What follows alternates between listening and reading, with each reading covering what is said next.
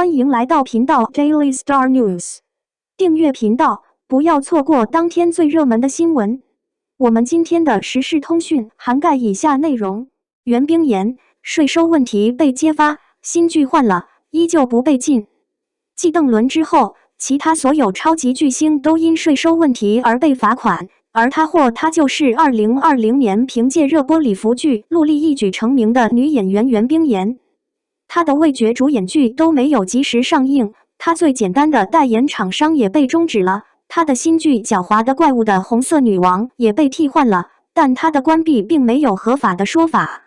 我们要说的是，她变成了能够维持她的事业，但现在不再是她的名声。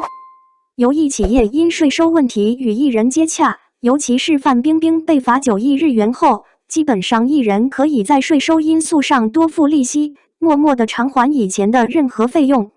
反社会税。不过，还是会有不少艺人抱着新来的小牛不怕虎的假装心态。据报道，2019年至2021年，袁炳彦将公司预算用于与企业生产经营无关的股东自行承担价格，共计支付815万元。重庆溧阳公司作为扣缴义务人，需代扣代缴非公开所得税16300万元，但该机构已不再履行超过3年的代扣代缴义务。袁冰言工作室后来回应称，这次处罚变成了组织未能及时履行扣缴义务，但作为一个早晚在事发前离开组织的人，他现在肯定不再意识到这变成了这样吗？因为该组织的首要目标是为其客户提供高质量的可行载体。游乐企业内部的税收问题泛滥，令人不快，不禁要问，是什么原因导致游乐企业被偷税漏税折磨的最大？有许多最重要的原因。首先，由于国内经济的快速改善，游乐企业内部的投资、制造成本和工资通常都很高，而且在收入限制出现之前，工资在几十万甚至几十亿的负担之内。日元一直是常态，无数人绞尽脑汁来按比例分配馅饼。艺术家周围的环境也使得这个纸皮娱乐企业很难保持正确的价值观。当他们有钱时，他们需要变得更富有，变得像茧一样。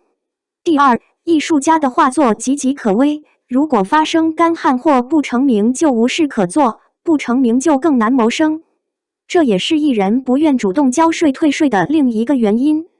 毕竟，谁也不知道他们什么时候会失去人气，而且他们大概都有这样的心态，如果经过考验，他们就会迎头赶上。但是现在的舆论已经和以前完全不一样了，税收问题一旦被发现，将会极大地影响任何审批或业务，包括作品、名誉的艺术家会被摧毁，甚至生命的演员会缩短。只能说希望还在娱乐圈的艺人敲响警钟，也希望袁炳干先生以此为鉴，珍惜事业。